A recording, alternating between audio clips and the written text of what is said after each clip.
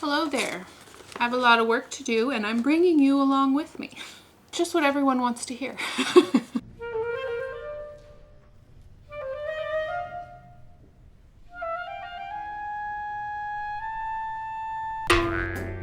I am starting this video right after my previous one where I talked about all the changes I plan on making on my channel. One of them is more studio vlogs. And there is definitely a lot going on in the studio right now because I am getting ready for the Texas Miniature Showcase, which is coming up at the end of this month. By the time you see this video, it may already have happened or be happening very soon. So I will leave a link in the description if there's still time for you to sign up, or maybe you can sign up for next year. I went last year and I took inventory of everything I have left over from last year. And then this is my updated list of things I need to create. I have actually been working on this for the past, what's today? Past 4 days, and I've only got 7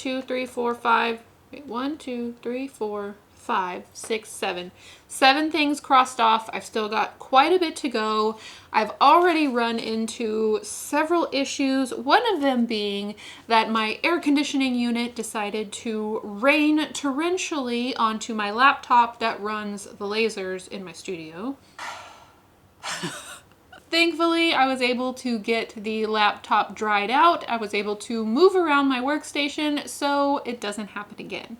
But I need to continue on with creating kits, making sure I have everything ready for the show, and I'm also prepping for a class. I think the first thing I need to do is get back to putting some of my kits in bags and labeling them for the show. So there'll probably be a few little montages of that happening, and then there'll be some other exciting stuff in between. Hopefully. Here we go! If you're new to my channel or have never visited my store before, you may not know that I make miniature kits out of mat board. So what I do is laser cut them. Well, first I design them, then I laser cut them, and then I put together a kit with instructions and oftentimes little bits that make the miniature come together. The item I'm putting together right now is the attic table. It's a fairly new kit for my store, so I had to make an entire batch of them for the show. The kit comes with a little sewing pin that you use to make the handle, so I had to insert those into the instructions first. Then I folded everything together, put it into my eco-enclosed bag, and then taped it because the bag is just a little bit too big for the mat board pieces.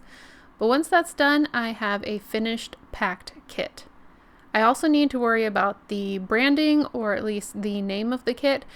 So I printed off this sticker that is going to stick halfway onto the packaging I've already created, and then I'm going to fold it over itself so that it sticks together.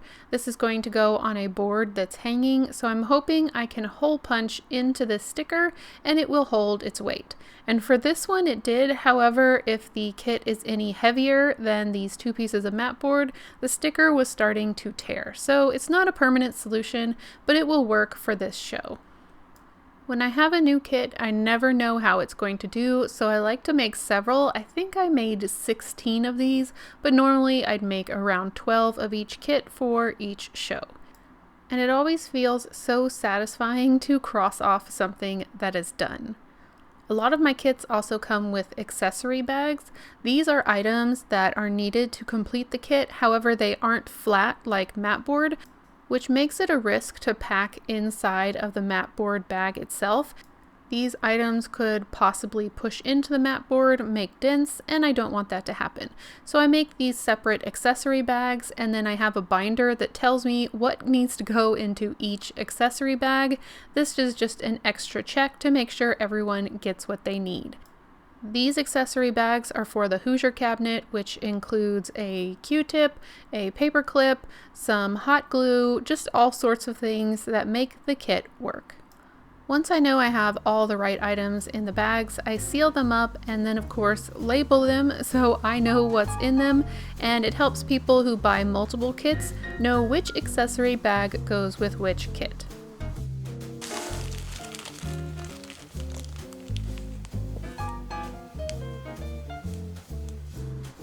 not all of my kits are as easy to work on because some of them are rather big, like these room boxes, which are cut from cardboard. Whenever I'm working on these, I usually have to pull out another table because there just isn't room on my desk. And by doing this, I can work on multiple at a time. As I'm pulling things out of the laser, I can stack them up. This includes instructions and all the little extras that make the kit come together. Then I can put everything into a sleeve that protects the cardboard and start to fold over the ends. I secure that all with a sticker that has the name of the kit, talks about a suffocation notice with the bag, and then it also says a warning about laser cut cardboard, that it is sharp and to beware of paper cuts. When I'm selling these room boxes online, I usually keep them out of the cardboard box. But when I'm selling them at the show, it's just easier to transport them and not worry about any of the corners getting crunched. And it's also easier for people to walk around the show with these kits if they are inside of something that's a bit easier to hold on to while they continue shopping. I have several kits like this that I put in similar looking boxes, so in order to make sure I can tell them apart once I am at the show, I make sure to add stickers on the edges that say the name of what kit it is.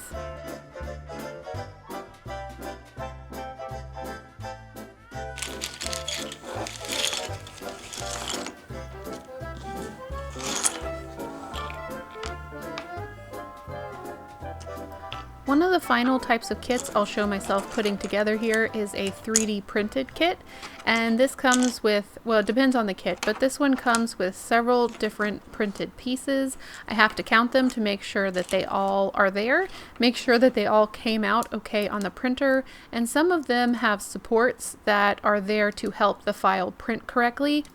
I like to remove the supports before I package things up because if someone buys these and doesn't know their supports or doesn't have the right tools to remove them, it could make the kit really frustrating to work with. This is the baking items kit, and so it has some pieces that are a little bit hard to remove, so these usually take me a while to work on. But once they're done, I add them in, counting everything one last time. I put in a sheet that tells you how to put the cake stands together, and then I can close up the bag and add the name tag for the entire piece. And these name tags are just printed paper, and these are very easy to hole punch through for my display.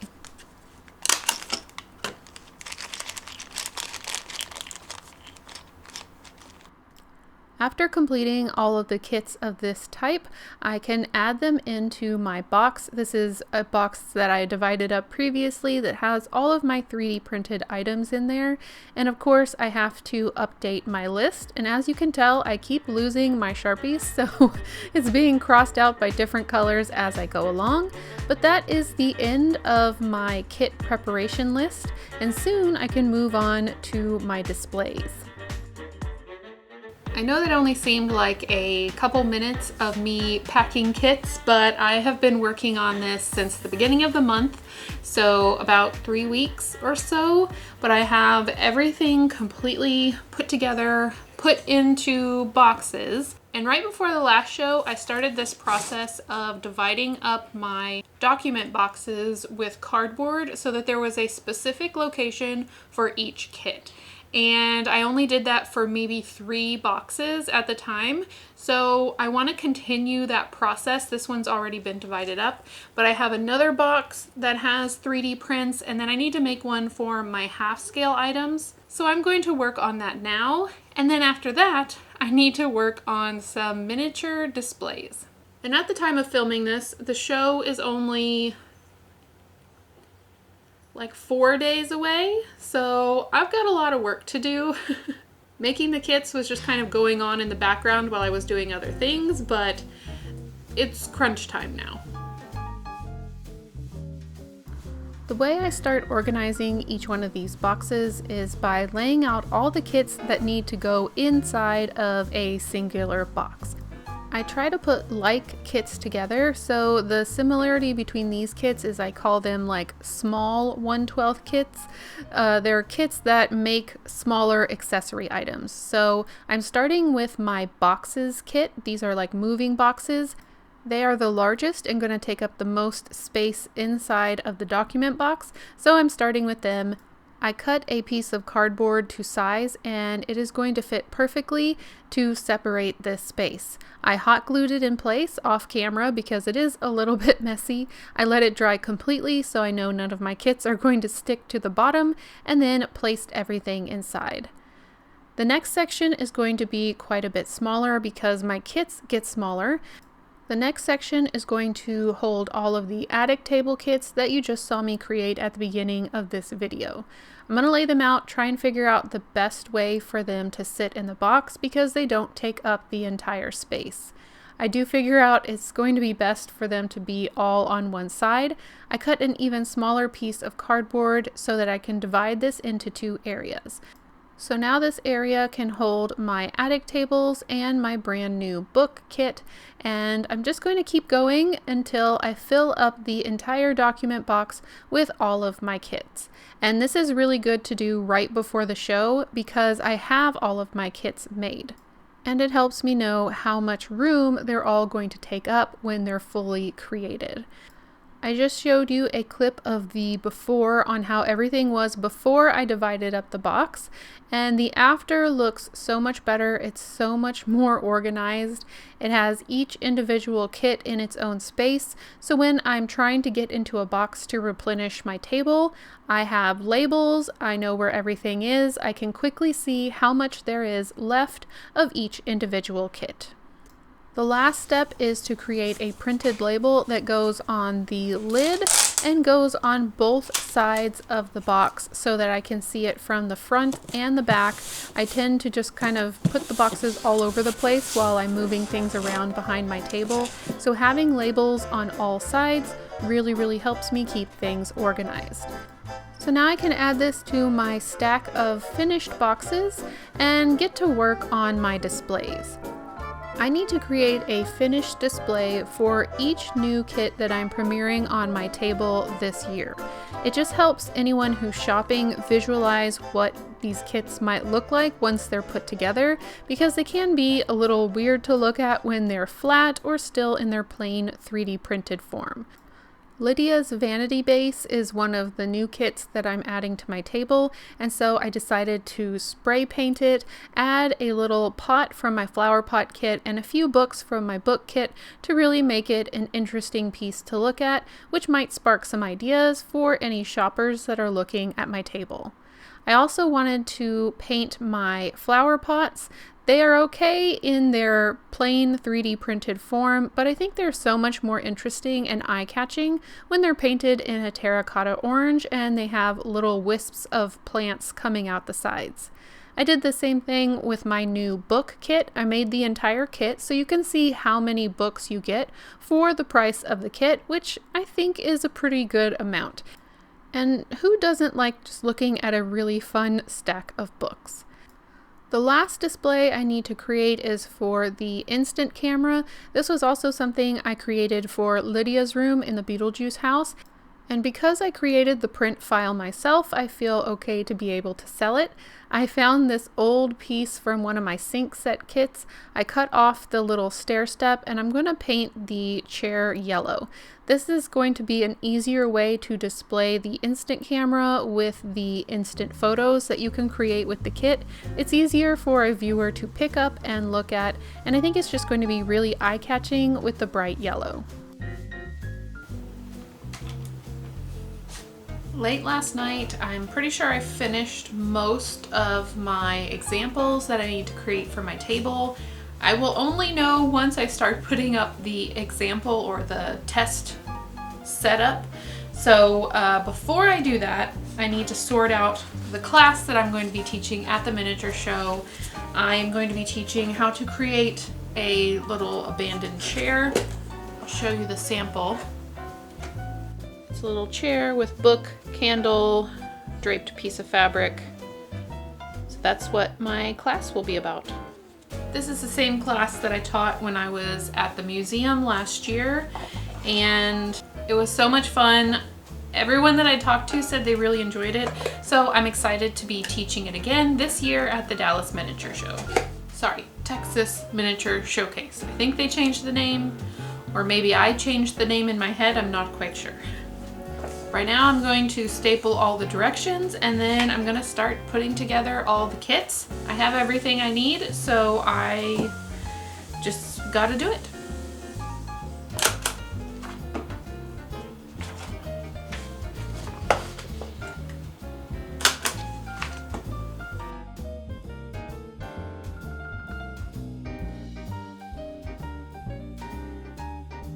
There was a lot more involved in the preparation for this class than I'm showing here on video. There was a lot of waiting for items to come in, but thankfully, because I had taught this before, I didn't have to recreate the instructions, but I did have to reset all of the supplies. I'm using these little paint pot strips and adding in coffee grounds and moss and some polyfill. All of these items are needed in such small amounts, it's going to be easier for me to pass them out in these little lines of jars so that everyone has the right amount and I'm not just pouring things out every 5 minutes. Especially since I have such a large class, this just makes things a lot more streamlined. They're also going to need acrylic paint for the aging process, so I'm adding both a black and brown paint into these pieces.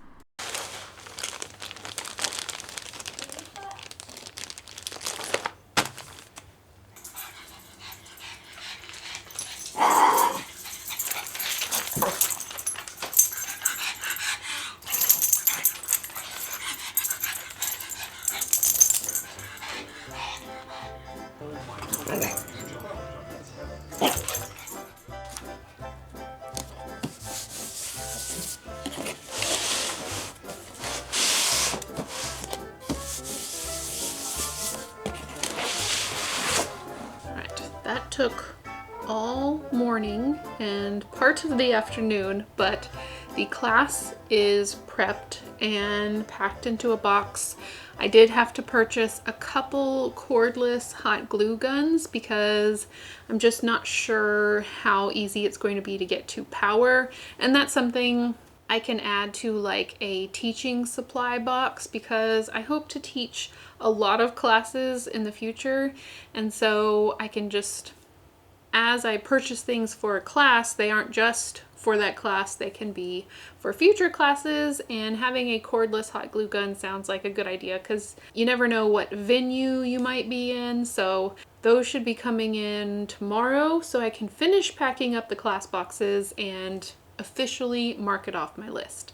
But now I need to start the practice setup to make sure I know where everything is going to be on my table. I'm going to be using this desk because it is an adjustable height desk, and another folding table that is 6 feet long. I asked for an 8-foot long table and I don't own an 8-foot long table, so I'm hoping I can use the 6-foot table, adjust this to a matching height, and then that will be my practice 8-foot table to make sure everything fits. And then I can work on signs and just wrapping everything up before the show. So I'm going to clear out some space and start on that. I also just got this in the mail. I want to try a cash belt instead of a cash box. So now I can put all my stuff in here and carry it around with me.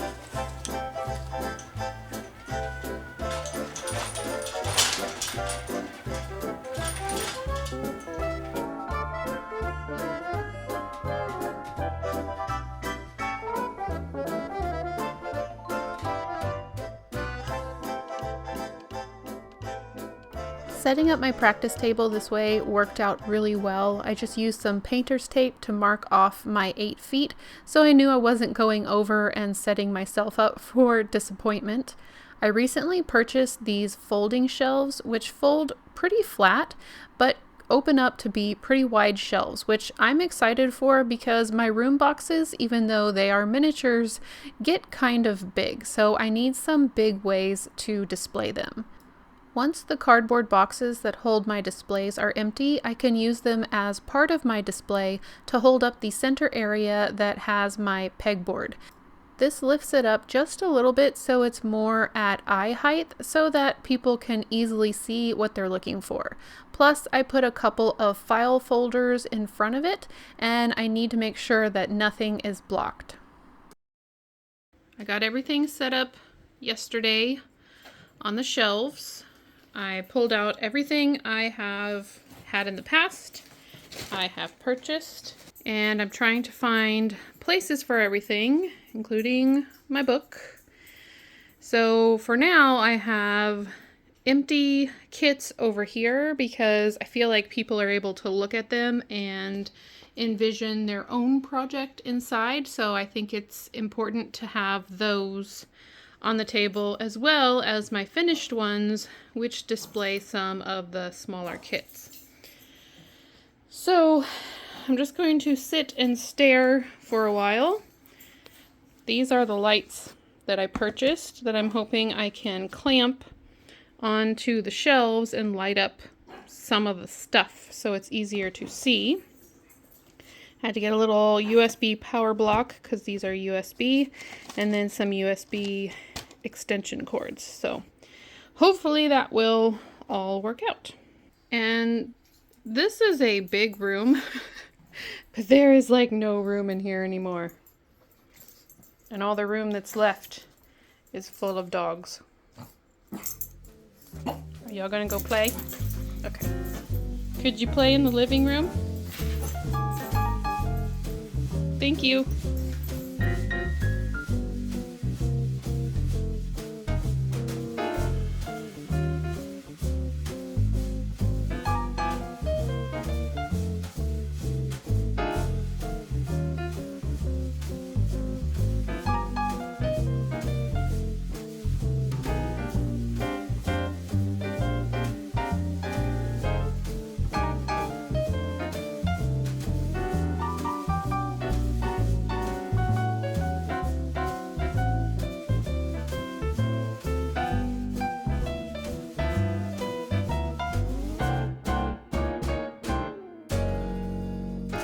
I got all of my signs for my finished room boxes worked out. It almost looks like a catalog or like an IKEA, I guess, but all the prices are marked very clearly, and it almost becomes an I Spy to see if you can find all of the kits that are within the room. It also has the location of where they can find them on my table, and so that was the direction I went, and I think it worked pretty well. I added a few final touches before I packed everything into boxes and was ready to pack the car to go to the miniature show. The first night I was at the miniature show, it was a Thursday, which was the night I was going to teach my class. Now, I didn't take any video because even when I got there and started setting up, people were already there, and I just didn't feel like, invading their privacy and their space with a video camera. But my new friend Nancy, who was in the class, did take some video, and she made a really fantastic reel just kind of summing up the class, and she gave me permission to share it with you in this video. Here is another one of the classes I took at the Texas Miniature Showcase. It was a class offered by Bentley from Bentley House Miniatures, and it was all about how to distress and make a chair look abandoned, and it was so fun. We learned so many different techniques, and she supplied all of the items that we needed for the class, including the fabric for our blankets and the pieces needed to make the books. And the candle is actually just a piece of a crayon that we melted down. It just came out so cool. And here I am adding the moss, and then I also added in stuffing to make it look like the chair was coming apart. And then we also made this cute little plant that I have next to my chair. You guys, classes like this happen all the time and not just at miniature shows, so I encourage you to Google so you can learn a new skill as well. Thanks for joining. Bye. She also makes some really beautiful miniature food, so if you are on Instagram, be sure to go over and check out her page. The class was really fun, and I do plan to teach again next year. I just have to come up with the right idea. The next morning, Friday morning, I got up and I had all day to set up my table because the preview night on Friday night didn't open until 5. Well, 5 with snacks, and then the doors opened at 6. So I took my time and set everything up basically like I did in this room. Again, I didn't film it, but here is a look at how it ended up. Sales happened on Friday night and all day Saturday, and it was pretty busy, so I didn't get away from my table very much. I did have one little overview, just kind of peeking over the top of my table to see how busy it was.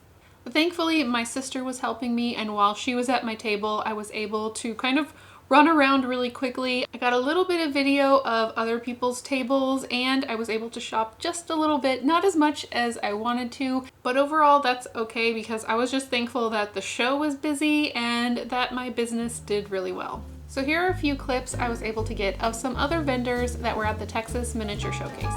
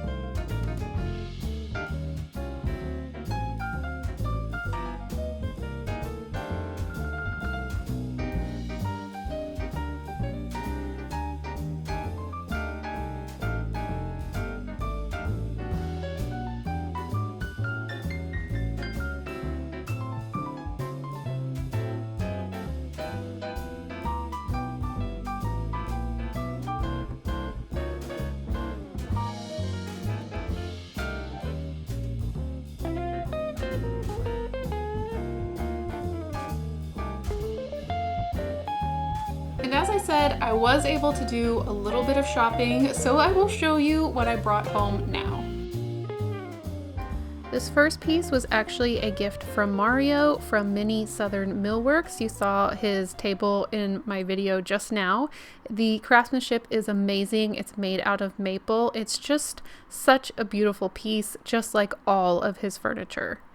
The next piece, I unfortunately did not get a card off of the table, and I could not figure out what the name of the business was. If I can find it, I will put it in the comments below. But I found this mini diving helmet, which I think will be perfect to go in the captain's quarters. I found these 3 items from Karen's Dollhouse shop, and I will be putting the macrame piece into the Fairfield for sure, and the other items will go into my collection to find a good place for them in another project. My table neighbor was Granny B's Good Stuff, and I had to go over and get some of this dollhouse carpet. It is a great material for a good price, and I always need carpet at different times, so I was glad to put it into my collection. And my final piece is my favorite. It is this beautiful ghost. It is the first item I knew I was going to buy at the show. I actually saw her as she was being set up in the display, and I basically ran with my money to go purchase this ghost. I am so excited about her. The details are absolutely exquisite. I do not know exactly where she's going yet, but I love her. And she was created by Carol of Medallion Miniatures, so go over and find her on Instagram. After after the sales room closed on Saturday, I packed everything up. My sister helped me get it all in the car and I went home. They did have a live auction that night that I wasn't able to stay for, and they continue to have classes on Sunday. So there was a lot going on over this entire weekend. Overall, the weekend was great. I had really good sales for my business. I got to meet several of you that came out for the show, which is personally my favorite part. And I'm very much looking forward to next year. Speaking of next year, I came home incredibly inspired and already have a lot of ideas that are going through my head. And one of my goals for my small business for this year, which if you watch my last video, you know that I'm not strictly sticking to these goals. But what would be great is if I was able to outfit my fireplace room box, which has been one of my most popular room boxes. This year was no exception. I sold out of them. I would love to fill this room with all sorts of kits. I got several ideas from my patrons. I came home and told them what I was thinking about doing. I want to make it an adventurer's room, and I just have a million ideas from them already. But if you also have some ideas for different furniture pieces or accessories that you would like to see in a room like this based off an adventurer, maybe even a historian or an author, what do you think you would like to see in this room? As I said in my last video, I plan to do several more studio vlogs, so I hope to take you along the journey of creating these kits that are ultimately going to be on my table for next year, maybe, and I can continue to share more of my miniature design process. So that's all I have for you today. I hope you enjoyed it. Thanks for following along with me on this trip to the Texas Miniature Showcase. Whenever I do these types of videos, I always get comments that say, I really wish there was something like this close to me, or I wish I had a group of miniaturists to hang out with. And to that I say, there may be a group near to you. Maybe not, but there might be. And that's why I always suggest the free miniaturist directory. I will put this on screen a little bit larger for you. It has a little QR code that you can scan there, and I will put the link in the description box. But if you are looking for something in the miniature world close to you, this will be the place to look. And if you are a miniaturist, or you have a channel, or you have a store, or you know of a show, and it's not on this directory, log on, add it to the directory so that people in your area can come together and continue to grow the miniature art form and the miniature making community. Now that the show is done, I have a lot more work to do on the Beetlejuice house, and Beetlegust is coming up so soon. Just this week, I have started prepping and gathering things that I'm going to need for Beetlegust. And I'll go ahead and tell you, your treat for watching the entire video, staying till the end of the video, is I'm going to tell you what Beetlegust is going to be over. It is going to be Juno's office. I really enjoy doing the Netherworld scenes for Beetlegust because they're just so quirky with weird lighting and colors, and just makes for a really fun project. So stay tuned for that. I also need to make Lydia's walls. She's currently facing away from me. I think she's upset.